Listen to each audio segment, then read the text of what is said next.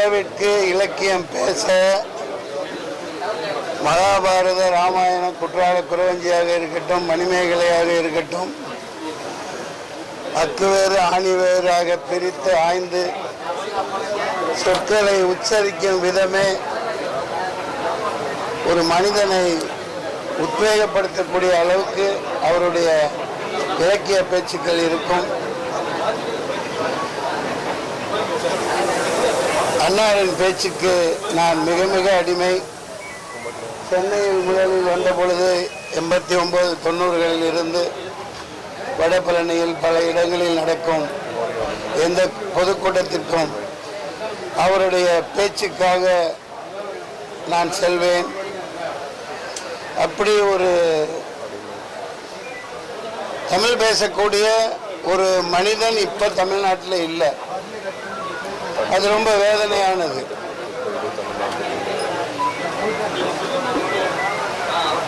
இது வெட்கி தலகுனிய வேண்டிய விஷயம். அவர் ஆற்றிய தொண்டு அரசியல் களத்தை விட தமிழ்நாட்டில் அவர் அளவுக்கு பேசக்கூடிய ஒரு சைவத்தில் இருந்து தமிழ் எப்படி சைவம் வளர்த்ததுங்கிறத அற்புதமாக அவர் உரையாற்ற கேட்டிருக்கேன். இது அவர் புகழ் பாடுகிற இடமாகவும் இருக்கணும், அவர் நினைவை போற்றணும். அந்த வகையில் ஒரு சின்ன கதை அவர் சொன்னது எனக்கு ஞாபகம் இருக்கு. ஒரு 30 வருஷத்துக்கு முன்னாடின்னு நினைக்கிறேன். ஒரு பழனி முருகனுக்கு ஒரு வாழைத்தார முதலாளி அனுப்புகிறாரு அவரோட வேலைக்காரர்கிட்ட, போய் முருகனுக்கு சாத்திட்டு வாப்பான்னு. அவர் போய் போகிறாரு, ஏறுறாரு. அந்த வேலைக்காரர் மேலே ஏறி போகிறாரு. ஒரு பயங்கர பசி எடுக்குது. ஒரு 10 பழத்தை சாப்பிட்டுட்டார். மிச்சம் 90 அந்த சாத்திட்டு வந்துட்டார். அதை ஒருத்தன் போய் முதலாளிகிட்ட போட்டு கொடுத்துட்டான். நம்ம தமிழன் தான் போட்டு கொடுக்கறது வல்லவனாச்சு. அப்புறம் என்னடா உண்மையான மிரட்டின உடனே, ஆமாங்க பசிச்சிச்சு, நான் 10 பழம் சாப்பிட்டுட்டேன். சரின்னு அவனை அடித்து இது பண்ணிட்டு படுத்து தூங்கிட்டார். இரவு அந்த முதலாளி கனவுல அந்த பழனிமலை முருகன் வர்றான். இவர் பயங்கரமாக எந்திரிச்சு, அப்பனே முருகா, கந்தா, கடம்பா, கதிர்வேலா, மன்னிச்சுக்க, ஒரு 10 பழத்தை அவன் சாப்பிட்டானா?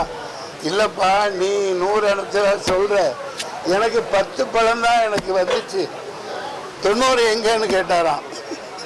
அந்த சார் எங்கன்னு கேட்ட மாதிரி.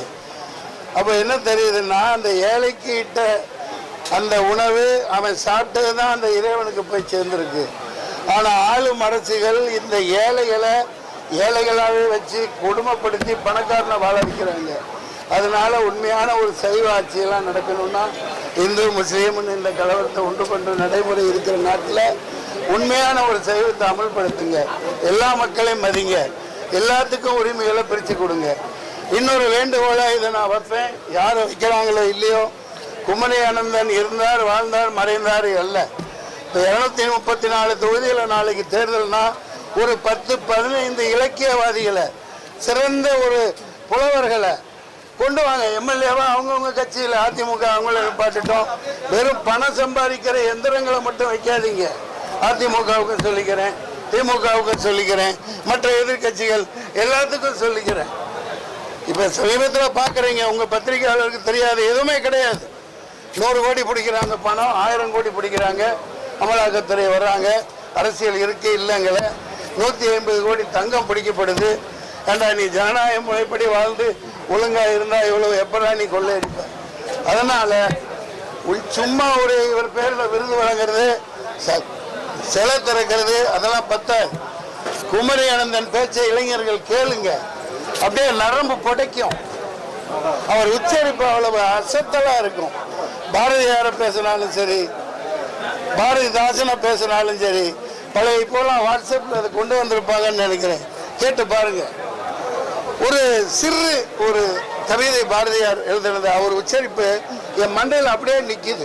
நான் பல ஹிந்தி பேசினாலும், சமஸ்கிருதம் பேசினாலும், பல ஸ்டேட்டுக்கு போனாலும், அக்கினி குஞ்சொன்று கண்டேன், அதை அங்கு ஒரு காட்டில் ஒரு பொந்திடை வைத்தேன், வெந்தது நின்றது காட்டுதல் வீரத்து குஞ்சென்று முப்பென்று முண்டோதின் தெரிகிறது தான். இன்னும் அற்புதமா பேசுவார். அந்த உச்சரிப்பு இருக்கு பாருங்க, அப்படியே நம்மளை தமிழ் கற்க தோன்றும். வாங்க ஆசிரியர், வாங்க ஐயா, சுப்பவி ஐயா வாங்க. அப்படி ஒரு தமிழால் ஈர்க்கப்பட்டவன். தமிழ்நாட்டில் இனிமேல் எந்த கட்சி வந்தாலும் ஒரு எம்எல்ஏவா ஒரு 10-15 புலவர்களை நியமிங்க, அதிகாரத்துக்கு அவங்களை கொண்டு வாங்க. அப்பத்தான் தமிழ் வாழும், தமிழ் இந்தியாவை ஆளும். அப்படிப்பட்ட ஒரு மாமனிதரை இழந்துட்டோம். அவர் அளவுக்கு தமிழ் பேசக்கூடிய ஆள் இல்லை, எங்கேயுமே இல்லை. அது எனக்கு ரொம்ப மன வருத்தமா இருக்கு.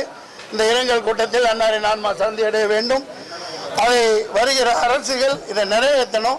ஆட்சி அதிகாரத்தில் இலக்கியவாதிகளை, புலவர்களை, தமிழ் காப்பவர்களை எந்த பாகுபாடும் இல்லாம, எந்த சமரசமும் இல்லாம நிப்பாட்டுங்க. அப்பதான் தமிழை காப்பாற்ற முடியும். நன்றி, வணக்கம்.